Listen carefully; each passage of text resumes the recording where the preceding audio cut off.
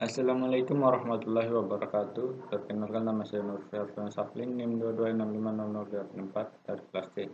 Di sini saya akan menjelaskan tugas kecerdasan buatan, yaitu tiga teknik umum yang digunakan untuk menyelesaikan permasalahan dengan AI.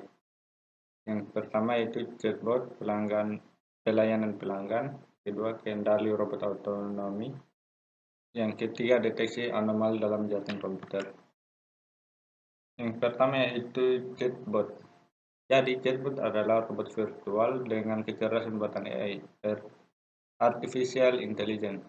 Robot ini mampu menirukan percakapan manusia dalam bentuk pesan teks atau suara melalui aplikasi pesan, website, atau aplikasi mobile.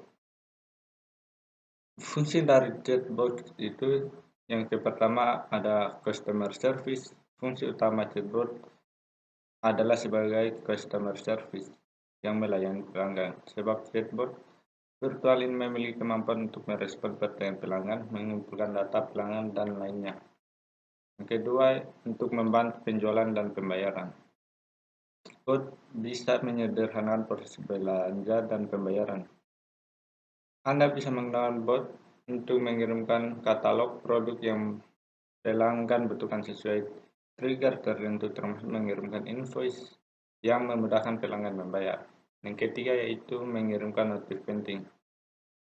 Chatbot juga bisa dimanfaatkan untuk mengirimkan notifikasi terkait informasi atau berita terbaru dari perusahaan ke pelanggan.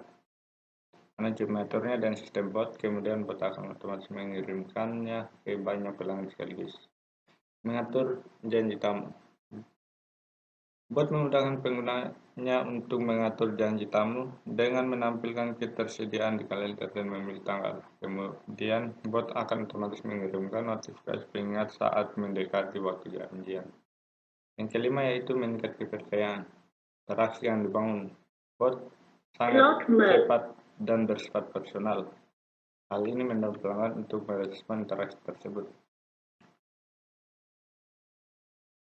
Cara kerja chatbot. Chatbot dapat disesuaikan dengan kebutuhan bisnis. Misalnya, Anda dapat mengatur bot untuk memberikan jawaban atas pertanyaan pelanggan melalui pesan teks ataupun suara. Tidak hanya itu, teknologi ini juga memiliki 3 macam sistem operasional atau pola kerja untuk membalas pesan pelanggan. Yang pertama yaitu pattern matching, penyesuaian pola. Yang kedua, decision tree based.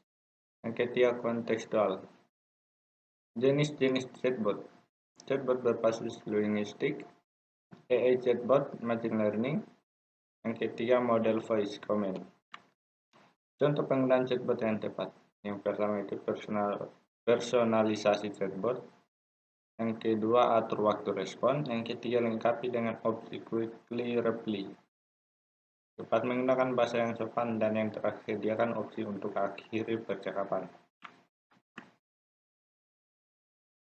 Yang kedua, kita masuk di sistem kontrol robotik. Sistem kontrol robotik terbagi menjadi dua. Yang pertama itu kontrol loop terbuka, yaitu kontrol loop terbuka atau umpan maju. Print forward control dapat dinyatakan sebagai sistem kontrol dan outputnya tidak dipertukarkan ulang oleh controller. Sistem kontrol loop tertutup, closed loop. Pada gambar di atas, jika hasil gerak aktual telah sama dengan reference, maka input controller akan 0. Artinya controller tidak lagi memberikan sinyal aktuasi kepada robot karena target akhir perintah gerak telah diperoleh. Kecerdasan buatan robotika. Kecerdasan buatan dalam robotika adalah suatu algoritma yang dipandang cerdas yang diprogram ke dalam controller robot. Interaksi manusia dan robot. Interaksi manusia dan robot atau human-machine interaction dapat dinyatakan dalam 3 tingkatan. Yang pertama, manusia sebagai kontrol robot sepenuhnya. Yang kedua, manusia sebagai manajer dari operasi robot, dan tugas secara detail dilakukan oleh robot, sedang tugas secara keseluruhan dilakukan oleh operator. Dalam hal tertentu, sudah dimuati kemampuan kontrol otomatis atau umpan balik seperti kontrol posisi tetap sendi, kontrol kecepatan rotasi, dan kontrol torsi. Dari segi operasional, dalam tugas-tugas tertentu robot dalam kelas ini masih memerlukan admin operator. Yang ketiga, manusia dan robot berada dalam kesetaraan. Konsep ini masih tetap berpegang pada prinsip bahwa robot adalah pembantu manusia. Berikut perbedaan atau spesifikasi kemampuan bekerja robot. Yang ketiga, rangkaian kontroler berbasis prosesor mikrokontroler dapat digambarkan sebagai berikut. Pertama, rangkaian prosedur CPU menuju ke analog dan atau digital. Kemudian aktuator, kemudian robot, sensor, dan analog dan atau digital. Terminal input output controller di atas adalah interpretasi besaran dari sistem interface yang digunakan.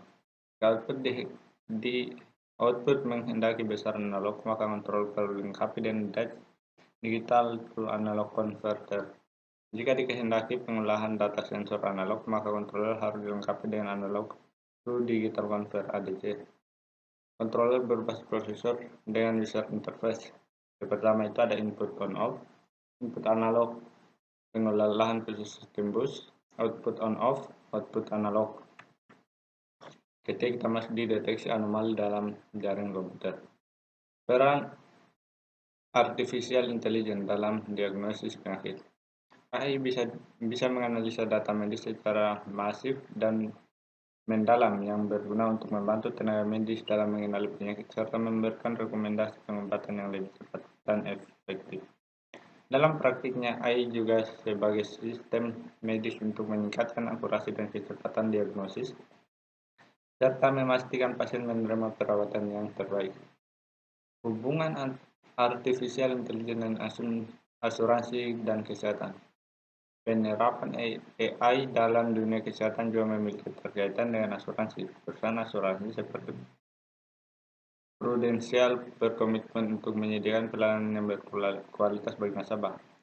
Penerapan AI dalam proses diagnosis dan pengobatan membantu perusahaan asuransi untuk meningkatkan efisiensi klaim. Dan itu juga berperan dalam merampingkan proses penilaian risiko sehingga memberikan akses kesehatan yang sesuai dengan kondisi dan kebutuhan nasabah. AI dalam deteksi anomali. Apa itu anomali? Deteksi anomali perilaku yang menyediakan deteksi ancaman serangan cyber secara real time. Ini menyatukan perilaku pengguna yang tidak wajar yang memenuhi standar ancaman. Aktivitas terdeteksi yang tidak sesuai dengan perilaku pengguna standar. Tekniknya sangat penting untuk keamanan jaringan cyber. Mungkin membantu untuk memperhatikan perilaku yang tidak biasa. Dapat mendeteksi dan mencegah pencurian data atau kekayaan intelektual IP.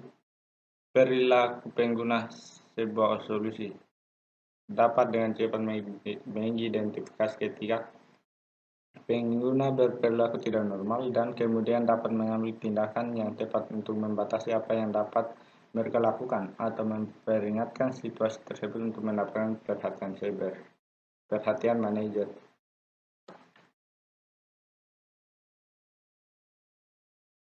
Menjadi sulit untuk APT, ancaman persisten tingkat lanjut. Namun ancaman dari dalam lebih menantang dan dapat menyebabkan lebih banyak kerusakan dibandingkan ancaman eksternal karena sudah memasuki jaringan. Aktivitas ini menghadirkan ancaman yang tidak diketahui dan dapat mencuri, menghancurkan atau mengubah aset atau perusahaan. Karena itu, hal ini menjadi perhatian serius bagi perusahaan untuk mengaktifkan deteksi anomali untuk keamanan jaringan cyber. Firewall, gateway web, dan beberapa alat pencegahan intrusi sebelumnya sudah cukup untuk menjadi aman. Namun sekarang peretas dan penyerang dunia maya dapat melewati hampir semua sistem pertahanan. Karena itu, untuk memperkuat sistem pencegahan ini, penggunaan deteksi juga sama pentingnya, sehingga jika ada hacker yang masuk ke dalam jaringan, seharusnya sistem bisa mendeteksi keberadaannya. Kasus penggunaan deteksi anomali untuk keamanan jaringan cyber. Pertama, mendeteksi pola masuk yang anomali, deteksi intrusi jaringan, deteksi aktivitas keuangan tidak normal, deteksi penetrasi tingkat lanjut.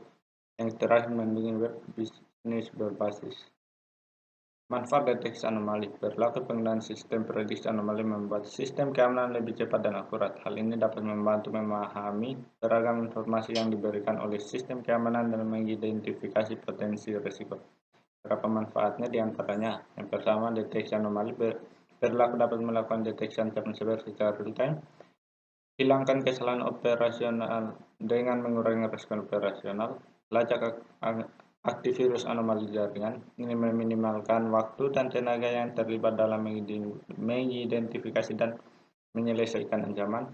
Kelima, mendeteksi keberadaan peretas dengan cepat mengurangi kerusakan. Mungkin itu saya penjelasan dari saya. Saya akhiri dan ucapkan wassalamualaikum warahmatullahi wabarakatuh.